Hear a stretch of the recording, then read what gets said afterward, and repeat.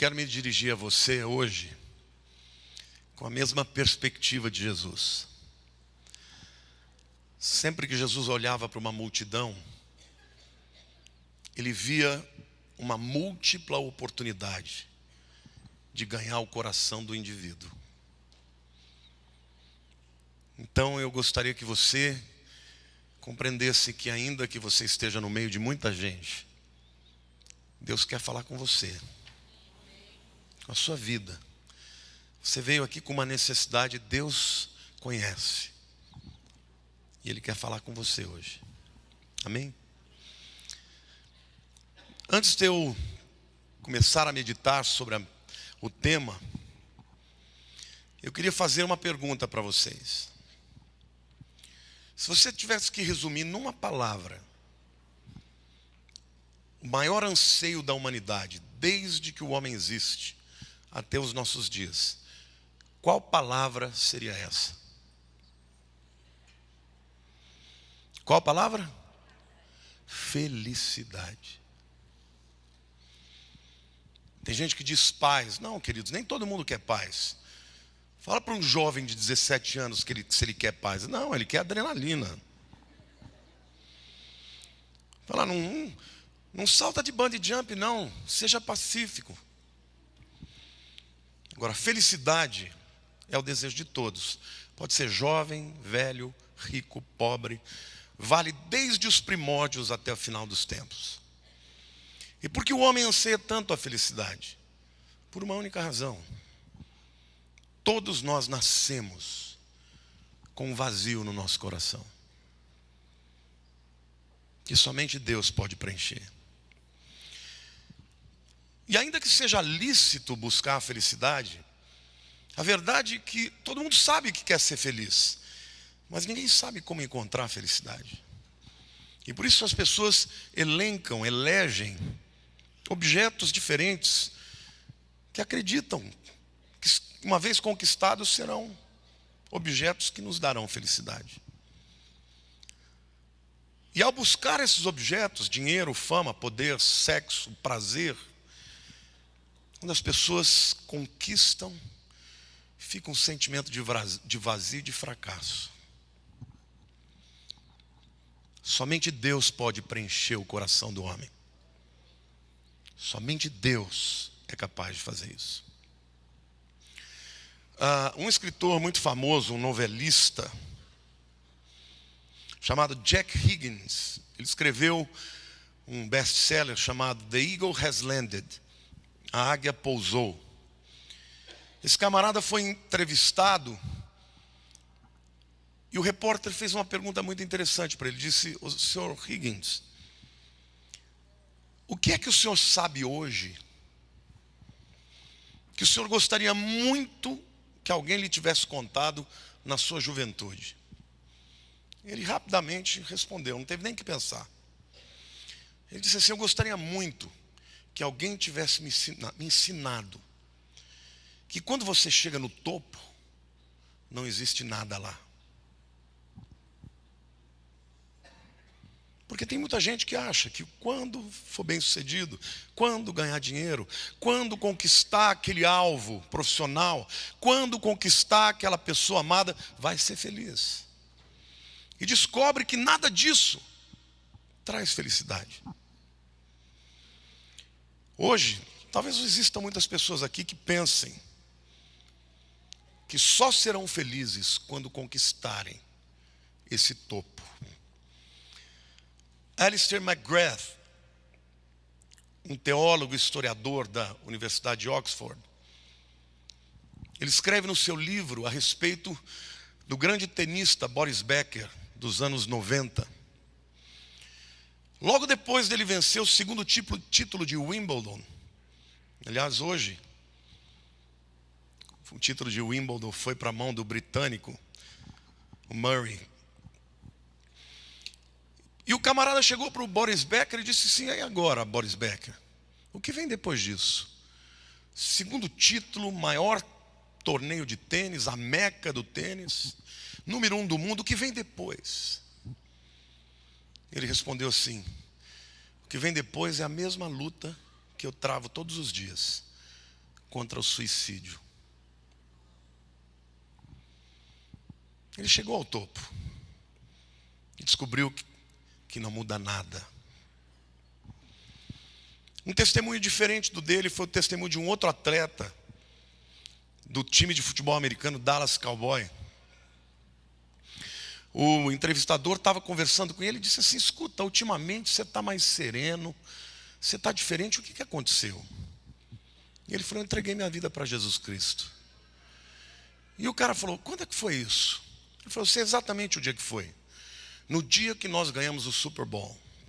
O Super Bowl é a Copa do Mundo do futebol americano.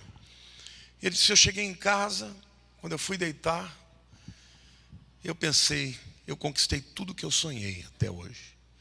E por que eu estou tão vazio e tão sozinho? Naquele dia, eu entreguei a minha vida para Jesus. E hoje, eu sou diferente. Deus está falando com você, querido. O momento mais solitário na vida acontece quando você experimenta a glória e descobre que mesmo na glória humana existe solidão, vazio. Nenhuma experiência dessa vida vai preencher o teu vazio. Aprenda isso. Só Deus pode preencher. E a grande verdade é que as pessoas nessa geração, quando estão à busca deste elemento que acreditam trazer felicidade, fazem o que devem e o que não devem. E ferem os outros, matam, traem, rompem relações, procurando a felicidade. Hoje eu quero dizer para vocês que Deus quer levantar uma geração de homens e mulheres de caráter, que possam experimentar uma vida em busca da plenitude, onde o final não é simplesmente o alvo, mas o processo. Pessoas que descobrem que no relacionamento com Deus, você não precisa ser feliz quando você conquista algo. Você pode ser feliz no processo de conquistar aquilo. Não é só o fim do caminho, mas o meio do caminho também pode ser momentos vividos em felicidade quando Deus está no centro da nossa vida. Amém? Homens de caráter no meio de uma geração corrompida. Eu quero ler um texto da palavra de Deus de um dos dois homens que a Bíblia afirma não tem nenhuma falha de caráter. Tirando Jesus, só dois homens são apresentados dessa maneira: José e Daniel. O personagem sobre o qual eu vou falar hoje é Daniel. Capítulo 1, versos 1 a 8. E eu vou ler assim: no ano terceiro do reinado de Joaquim, rei de Judá, veio Nabucodonosor, rei da Babilônia, a Jerusalém e a sitiou. O Senhor lhe entregou nas mãos a Joaquim, rei de Judá, e alguns dos utensílios da casa de Deus. A estes levou-os para a terra de Sinar, Babilônia, para a casa do seu Deus, e os pôs na casa do tesouro do seu Deus. Disse o rei a Aspenaz, chefe dos eunucos, que trouxesse alguns dos filhos de Israel, tanto da linhagem real como dos nobres, jovens sem nenhum defeito, de boa aparência, instruídos em toda sabedoria, doutos em ciência, versados no conhecimento, e que fossem competentes para assistirem no palácio do rei, e lhes ensinasse a cultura e a língua dos caldeus. Determinou-lhes o rei a ração diária das finas iguarias da mesa real e do vinho que ele bebia, e que assim fossem mantidos por 3 anos, ao cabo dos quais assistiriam diante do rei. Entre eles se achavam dos filhos de Judá, Daniel, Ananias, Misael e Azarias. O chefe dos eunucos lhes propôs outros nomes, a saber, Daniel, o de Beltesazar, Ananias, o de Sadraque, a Misael, o de Mesaque, e Azarias, o de Abidnego. resolveu Daniel firmemente não contaminar-se com as finas iguarias do rei, nem com o vinho que ele bebia.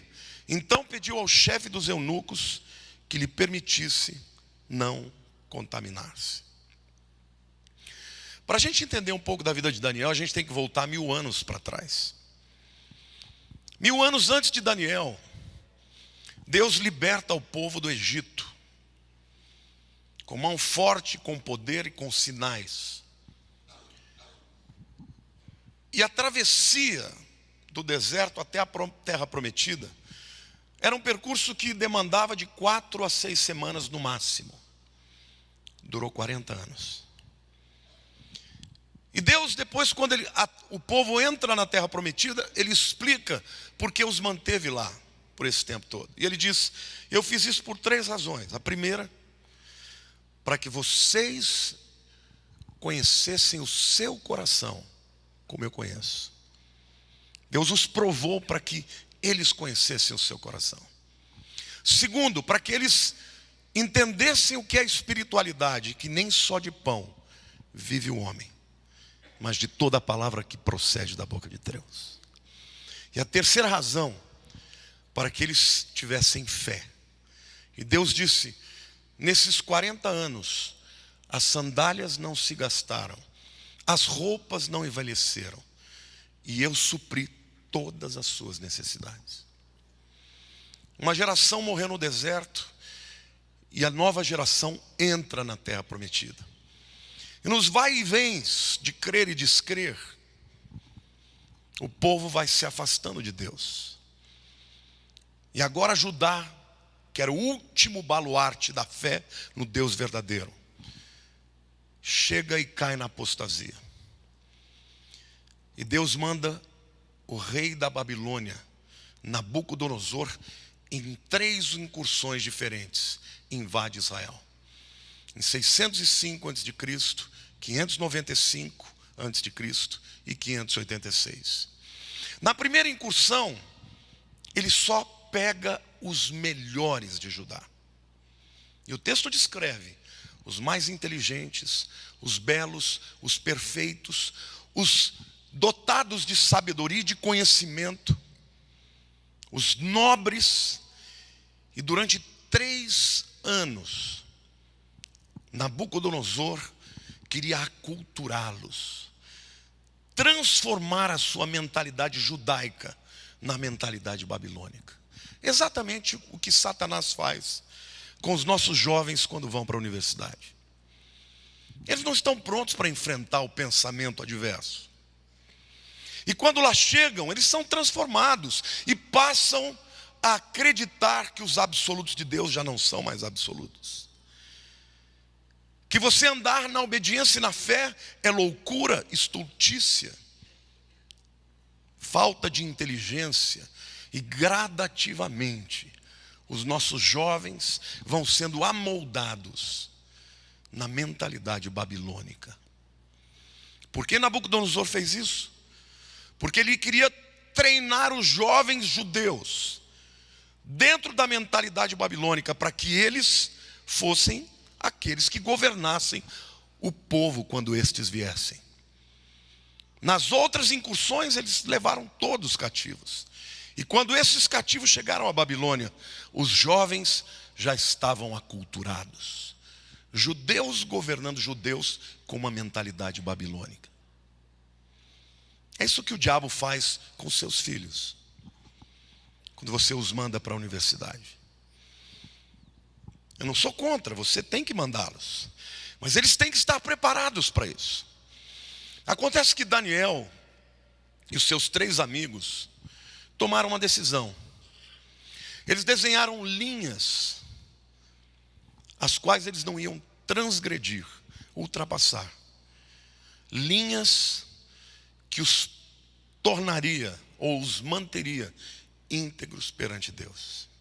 Hoje eu quero falar sobre essas 3 linhas que Daniel decidiu não cruzar. A primeira delas é a linha de resistência aos apetites humanos. Simplesmente ele chegou e falou: escuta, eu não quero comer essa comida não. Eu não quero beber esse vinho. Eu quero comer uma comida frugal.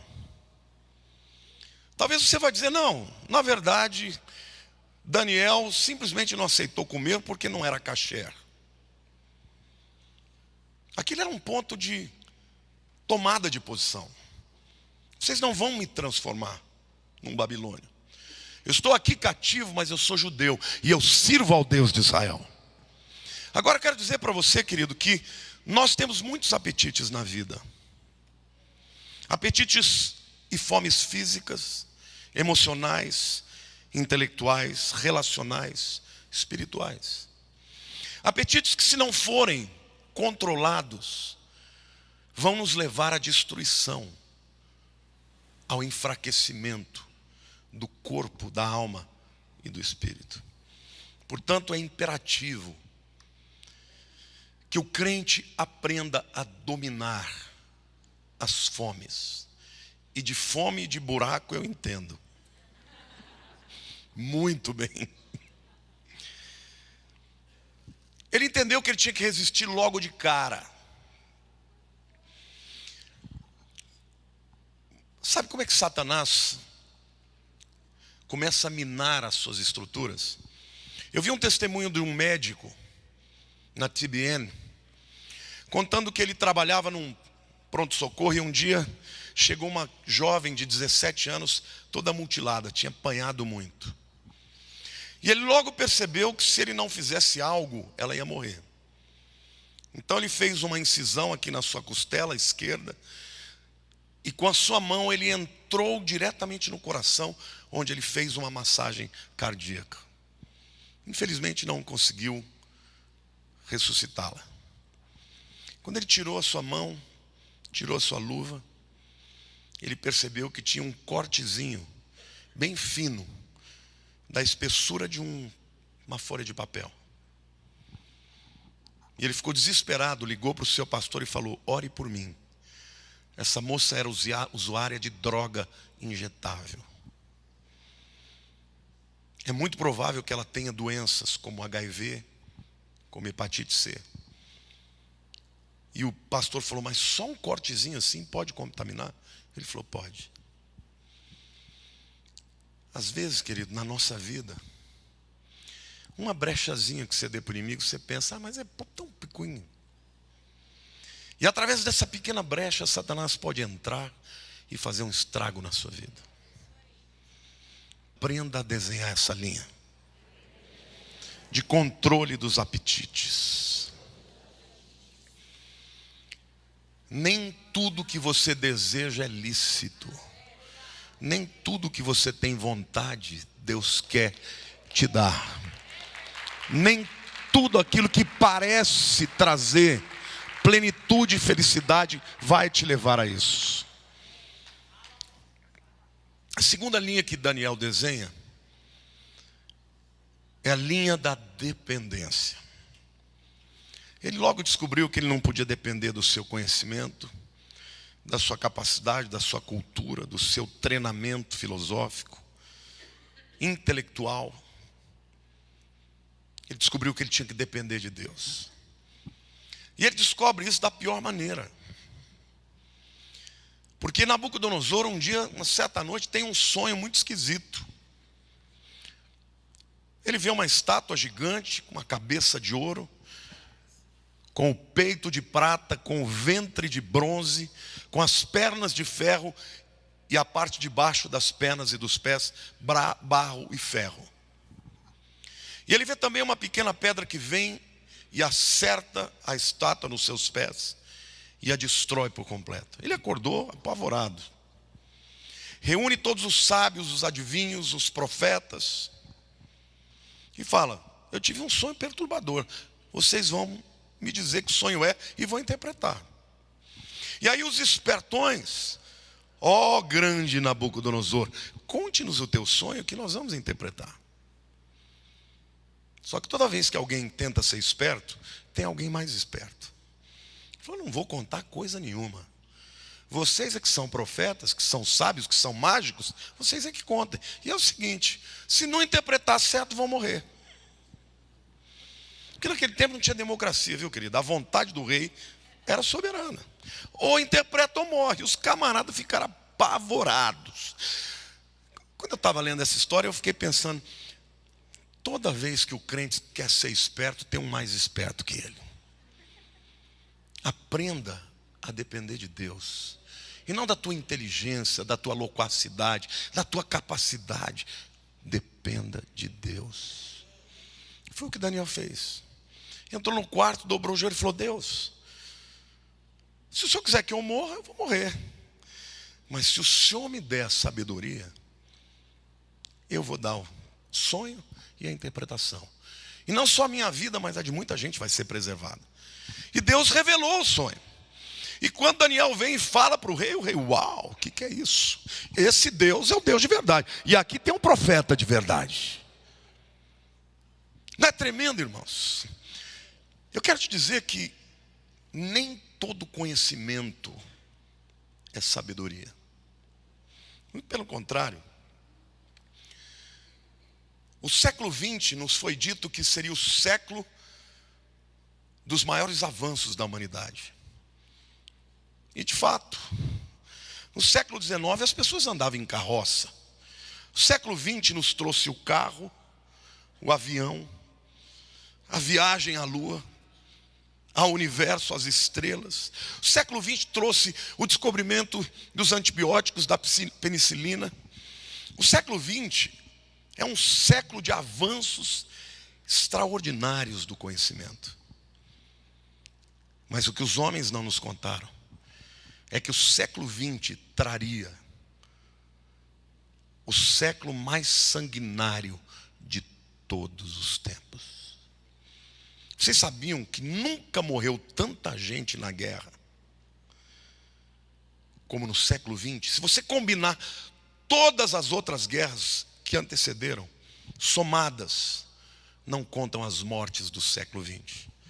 Primeira Guerra Mundial, 20 milhões. Segunda Guerra Mundial, 40 milhões. A Guerra Bolchevique, a Revolução da China, milhões de almas se perderam. Porque os homens conheceram muito, mas não aprenderam a lidar com o ódio no seu coração. Não basta ter conhecimento. Precisa ter sabedoria.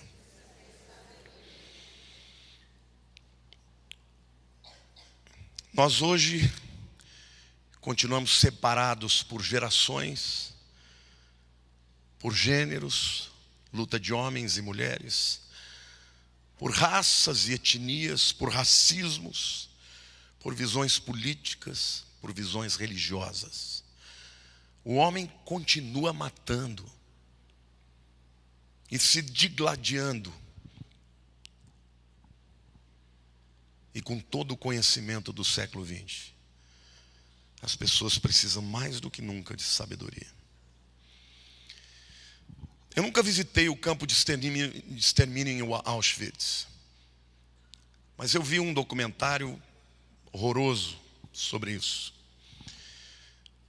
Você entra numa das salas, você tem fotos de crianças que foram fotografadas imediatamente antes de serem castradas.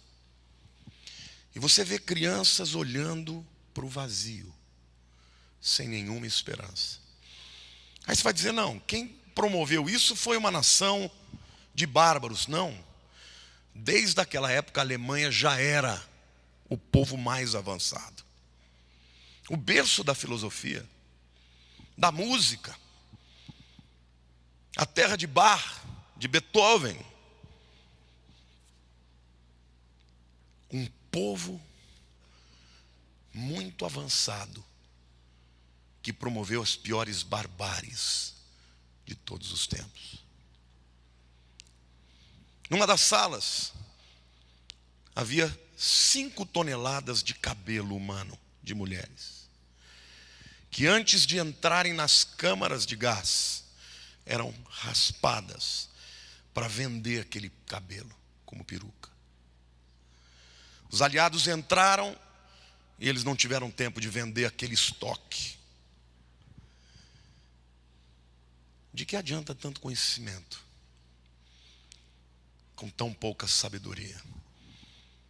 Um dos homens mais perversos nesse tempo, Joseph Mengele, um cientista brilhante, sem coração. Conhecimento não é suficiente. Nós precisamos de sabedoria. Você vai dizer, o mundo mudou.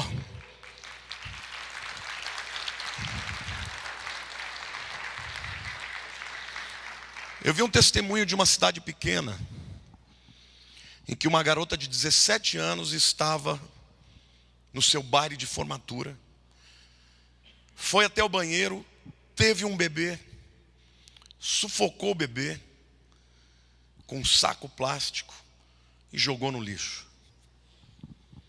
Isso chocou a cidade, pequena cidade.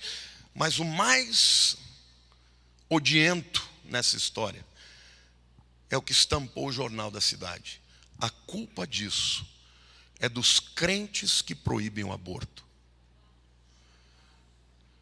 Quer dizer que a culpa de assassinar uma criança é dos que protegem a vida. A culpa é dessa sociedade que não tem mais temor a Deus, que não tem mais absolutos. Esse é o mundo que nós vivemos.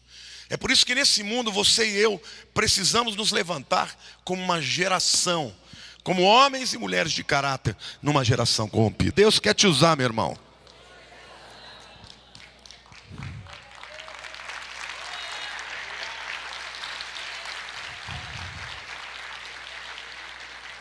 Nos anos 50, os homens perderam a sua inocência. Quando homens e mulheres foram trabalhar e os filhos passaram a ser criados pela televisão, pelo cinema, pelas músicas, e perderam a sua inocência. Nos anos 60, os jovens perderam a autoridade, porque foram os anos em que os pais, os professores, a igreja, a Bíblia, todo tipo de autoridade foi combatida e questionada. Nos anos 70, os jovens perderam o amor. Foi a década da liberação. Foi a década em que claramente o homem passou a ser o centro de todas as coisas. Nunca houve tantos termos criados para explicar que eu tenho que fazer tudo que me der na telha para ser feliz. Eu tenho direito de ser feliz. Autoestima, autorrealização, autoconhecimento, autorreflexão. Eu. Foi a década do amor livre e os jovens aprenderam tudo que tinha que aprender sobre sexo e desaprenderam os conceitos mais lindos de amor. A década dos anos 80 e 90 foi a década em que os jovens perderam a esperança. E por conta do medo da guerra nuclear, os jovens se tornaram mais amargos. A geração de hoje é a geração que perdeu a sabedoria. O maior escritor cristão do século XX, G.K. Chesterton, ele diz assim: a tragédia de viver numa sociedade ateia não é medida pelo fato de que as pessoas acreditam em nada, mas é medida pelo fato de que as pessoas acreditam em tudo. Hoje em dia, as pessoas acreditam no que tiver que acreditar, desde que responda aos anseios da carne. A Bíblia é a nossa sabedoria, irmãos. Foi, é e sempre será. O salmista diz assim: ensina-nos a contar os nossos dias para que alcancemos corações sábios. Tiago 3,17 diz: a sabedoria, porém, lá do alto, é primeiramente pura, depois pacífica, indulgente, tratável, plena de misericórdia e de bons frutos, imparcial, sem fingimento. Provérbios 1 diz: o princípio da sabedoria é o temor a Deus. Quando a gente olha para a vida de um jovem como Daniel, a gente percebe que ele se tornou sábio, porque ele desenhou a linha da resistência aos apetites da carne, da alma e do espírito. Porque ele traçou, porque ele desenhou a linha da dependência a Deus. Descobriu que era melhor depender de Deus do que de si mesmo. Mas a terceira linha que ele desenha é uma linha de confiança. Ele passou 70 anos na Babilônia. Chegou provavelmente com 17 anos. E aos 87 anos ele teve o terceiro grande teste da sua vida. Tentaram fazer com que ele tivesse que escolher entre o seu Deus e o seu rei. Neste tempo já não eram mais os babilônios, mas os persas, os medo-persas que governavam.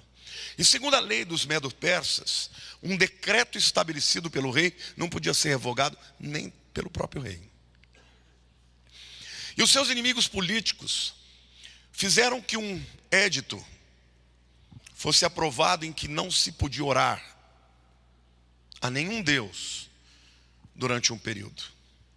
E Daniel, como um bom judeu, orava diariamente 3 vezes ao dia. Qual foi sua decisão? Vou continuar orando ao meu Deus. E 3 vezes ao dia, ele continuou indo para a varanda, para o terraço da sua casa, e se dirigia a Jerusalém para orar ao Deus de Israel. E com muita tristeza no coração, o rei Dario, seu amigo, teve que lançá-lo na cova dos leões. E ele disse: Daniel, será que o seu Deus é capaz de livrá-lo? E Daniel passa a noite inteira, e os leões com a boca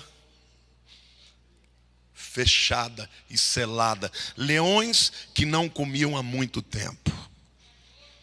Quando chega pela manhã, o rei Dario chega diante da cova e diz: Daniel, será que o teu Deus te livrou? Ele diz: Rei Dario, o meu Deus enviou o seu anjo e ele fechou a boca dos leões. Sabe o que é coisa mais linda, irmãos? Daniel traçou a linha da confiança, da fé. Mas Daniel decidiu que ele não iria ultrapassar essas linhas. Ele nunca ultrapassou. Mas alguns homens ultrapassaram. Que homens ultrapassaram? Nabucodonosor, o rei babilônio, cruzou a linha de para cá e reconheceu: só o Senhor é Deus. Dario Medo atravessou a linha para o lado de Daniel e reconheceu: o Deus de Daniel é o Deus verdadeiro. Ciro o persa atravessou a linha e reconheceu: o Deus de Israel é o Deus verdadeiro. E o Senhor me manda te dizer, querido, que se você desenhar esta linha e não cruzar a linha que vai quebrar a tua dignidade, Deus vai fazer com que reis e príncipes, homens de autoridade, cruzem a linha e reconheçam que o teu Deus é o único Deus verdadeiro. Amém? Você pode aplaudir o Senhor.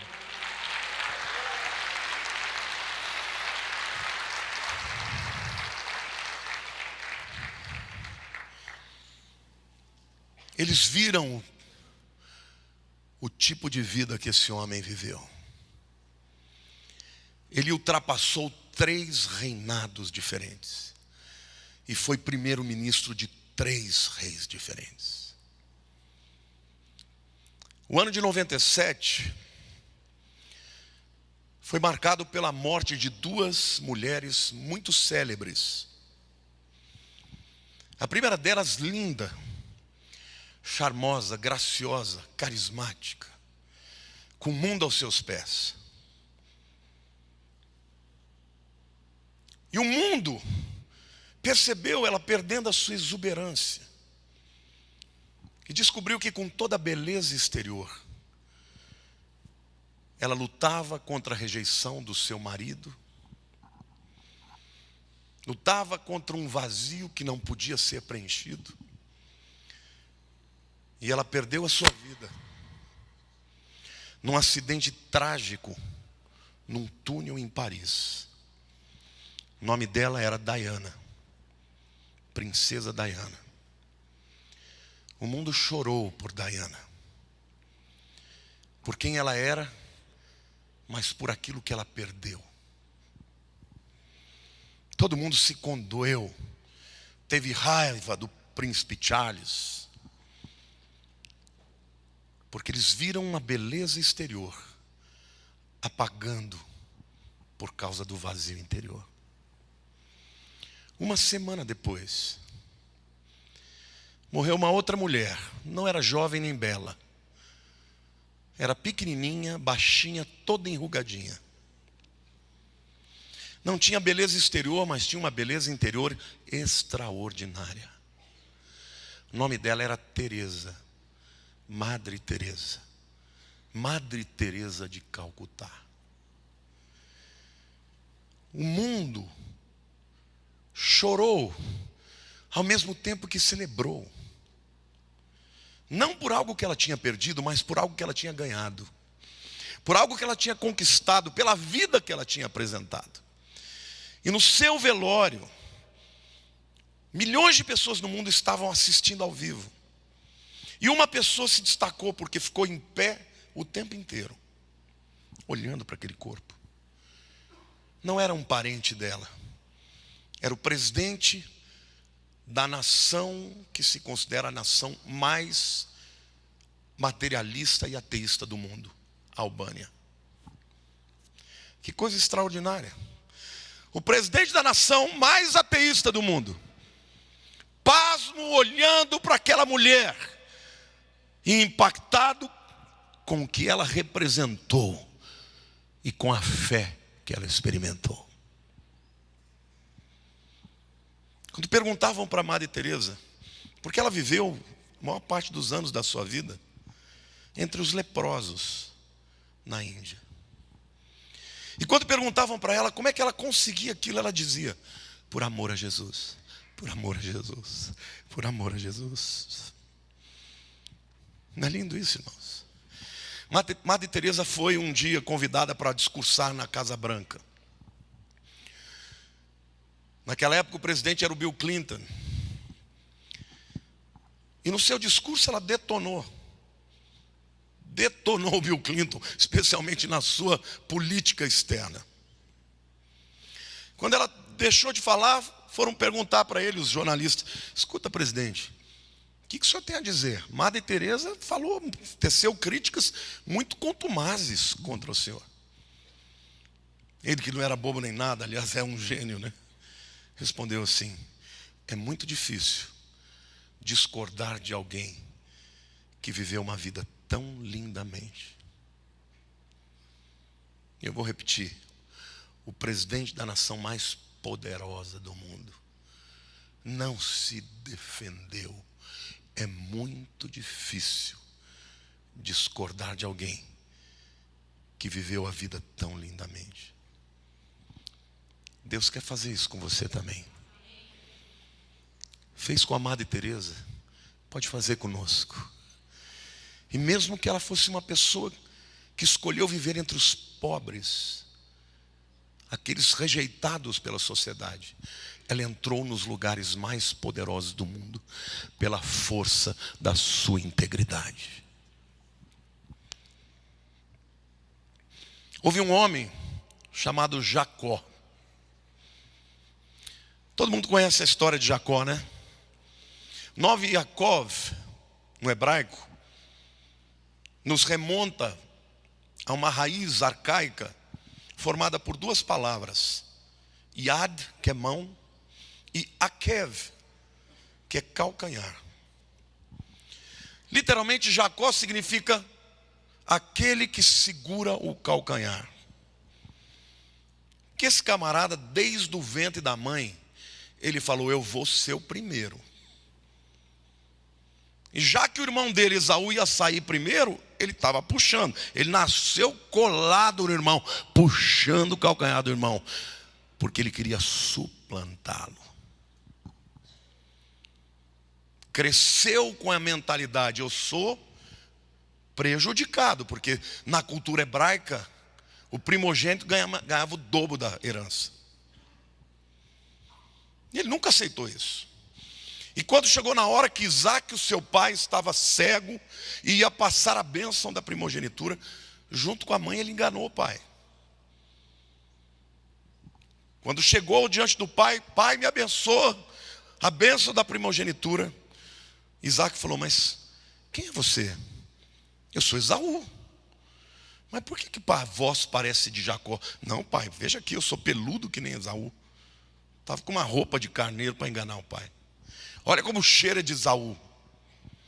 Isaac abençoou. Roubou a primogenitura do irmão. Como tem gente na vida que tenta se dar bem passando a pena dos outros. Logo em seguida vem o seu irmão Esaú e pede a bênção para o pai. O pai falou, não posso abençoar mais. Já dei a bênção. Esaú quer matar Jacó. E Jacó foge. Sem nada, irmãos. Sem a primogenitura. E até mesmo a bênção do segundo ele não recebeu. Largou tudo para trás. Fugindo para preservar a sua vida. 20 anos depois Jacó está de volta. Morto de medo. Porque vai ter que encarar o seu irmão. E no caminho ele encontra com o anjo do Senhor. E ele então luta bravamente, corporeamente, a noite inteira com o anjo do Senhor. Dizendo, não vou te deixar embora se não me abençoares. É interessante Jacó. Jacó a vida inteira fugiu dos homens. Mas ele brigava com Deus. Diante dos homens ele era medroso, mas diante de Deus ele era corajoso. E naquela luta, o anjo dizendo, eu preciso ir embora, está amanhecendo. Não vai enquanto não me abençoar. Num determinado momento o anjo vira para Jacó e fala, qual é o teu nome? Coisa esquisita, né? Se eu fosse o anjo do Senhor, que provavelmente é Jesus ali, eu teria dito, você quer minha bênção? Passou a vida inteira passando os outros para trás, agora quer a bênção. Mas o anjo não fez isso. Qual é o teu nome? E ele disse, Jacó. E o anjo disse, disseste bem. Por que essa pergunta, queridos? 20 anos antes, diante de um pai cego, ele mentiu sobre a sua identidade. 20 anos depois, diante de um Deus que tudo vê, ele abre o coração e reconhece, eu sou o enganador, eu sou o suplantador. E naquela hora, o Senhor diz, disseste bem, mas a partir de hoje, você não será mais Jacó, o teu nome será Israel. Aquele que lutou com Deus e prevaleceu. De você, Jacó, nascerá uma grande nação. Querido, Deus me manda te dizer, para de ficar se enganando os outros. Abre o teu coração para Deus. Fala das tuas mazelas. Reconhece os teus pecados, as suas fraquezas. Diga para Deus, eu quero hoje desenhar linhas que eu não vou ultrapassar, porque eu quero que a minha vida seja instrumento de glória para o teu nome. Eu não vou cruzar as linhas, os homens cruzarão e reconhecerão o Senhor na minha vida, em nome de Jesus. Essa é a geração que Deus quer levantar nos nossos dias. Querido, um dinheiro conquistado de maneira desonesta não traz alegria, traz culpa. Trair a esposa por causa de, ou o marido por causa de um prazer, vai gerar culpa. Hoje Deus quer que você abra o teu coração para o Senhor. Desenhe as suas linhas. E você diga para Deus, eu quero ser transformado num homem, numa mulher. Que o Senhor vai levantar nessa geração para revelar a tua glória. Para revelar um Deus todo-poderoso num mundo de pessoas vazias. Quantos querem fazer essa entrega para o Senhor? Feche seus olhos, queridos. Ore assim comigo, querido. Levante a mão para o céu e diga: Senhor Deus Todo-Poderoso, como Jacó, eu me apresento a Ti, com as minhas fraquezas, com os meus pecados, e eu Te agradeço, porque hoje o Senhor faz uma obra de transformação dentro de mim, e eu escolho desenhar as linhas que eu não ultrapassarei. Quero andar uma vida de integridade, para que todo mundo veja a Tua glória na minha vida, para que grandes e pequenos atravessem a linha da tristeza para a alegria, da incredulidade para a fé, da corrupção para a integridade, por causa do meu testemunho. Opera na minha vida, Senhor, na minha família, na Tua igreja, na nação brasileira. Honra os Teus servos, para que o Teu nome, Senhor, seja invocado, para que as perguntas, as inquirições dos que anseiam por felicidade sejam respondidas pelo Senhor, através da minha vida, para a honra e glória do nome de Jesus. Amém. Aleluia, queridos.